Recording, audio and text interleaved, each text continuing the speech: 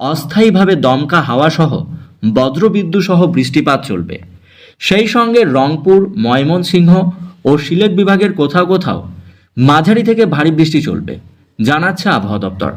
সংস্থাটি জানিয়েছে, আগামী 24 ঘন্টার মধ্যে সারা দেশের দিন এবং রাতের তাপমাত্রা সামান্য হ্রাস পাবে।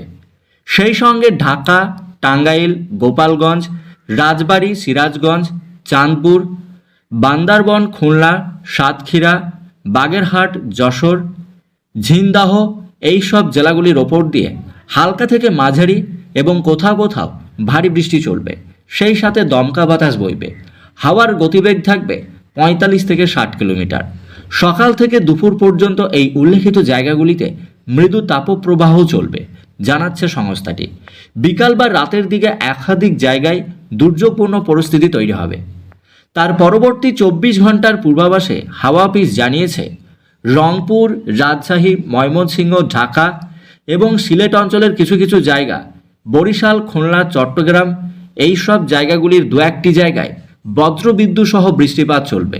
সেই সঙ্গে রংপুর, ময়মনসিংহ এবং সিলেট বিভাগে হালকা থেকে মাঝারি, কোথাও আবার ভারী বৃষ্টি চলবে। শিলাবৃষ্টিরও সতর্ক বার্তা আছে। একাধিক জায়গায় বজ্রপাতের আশঙ্কার কথা জানিয়েছে আবহাওয়া দপ্তর।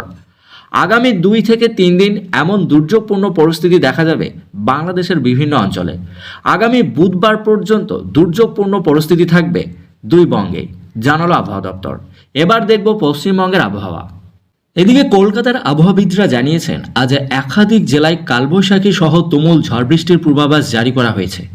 দক্ষিণবঙ্গের বীরভূম, মুর্শিদাবাদ, নদিয়া, পূর্ব বর্ধমান, হুগলি এবং কলকাতায় বজ্রবিদ্যুৎ সহ বৃষ্টিপাত চলবে। ঝড়ের গতিবেগ থাকবে ঘন্টায় 40 থেকে 50 কিলোমিটার প্রতি ঘন্টায়।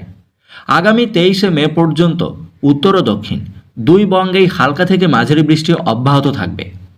তবে বিক্ষিপ্ত বৃষ্টির কারণে একাধিক এলাকাতে এমন দুর্যোগপূর্ণ পরিস্থিতি দেখা যাবে, এমনটাই জানাচ্ছেন আবহাওয়াবিদরা। কলকাতাতেও ঝড় বৃষ্টির সম্ভাবনা আছে। দক্ষিণবঙ্গের উল্লেখিত জেলাগুলিতে আগামী কয়েকদিন কালবৈশাখীর অনুকূল পরিস্থিতি থাকবে। সেই সময় বজ্রপাতের ঝুঁকি থাকায় সতর্ক থাকার পরামর্শ দেওয়া হয়েছে। 2 বঙ্গের একাধিক জায়গাতে বৃষ্টির পূর্বাভাস থাকছে। গরম থেকে খানিকটা মিলবে স্বস্তি। এই ঝড় বৃষ্টিতে কৃষি ও দৈনন্দিন জীবনে স্বস্তি আনলো বজ্রপাত ও ঝড়ের জেরে ক্ষয়ক্ষতি হবে, তাই রাজ্যবাসীকে সতর্কতা মেনে চলার পরামর্শ দেওয়া হয়েছে।